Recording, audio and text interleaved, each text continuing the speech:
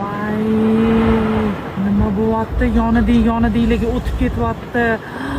Bitta mana boshi ozgina yonyapti, mamyoqlarga o'tib ketyapti. Shamollar hisobigami, nimani hisobiga pojarniklar kelib sразу o'chirganingda.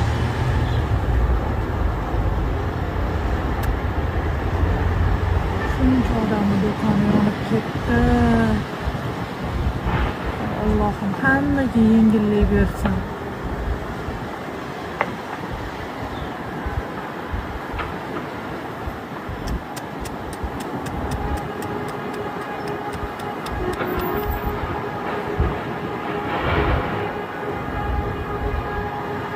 Naryo taraflar ko'rinmayapti, nima bo'lyapti bu yerda?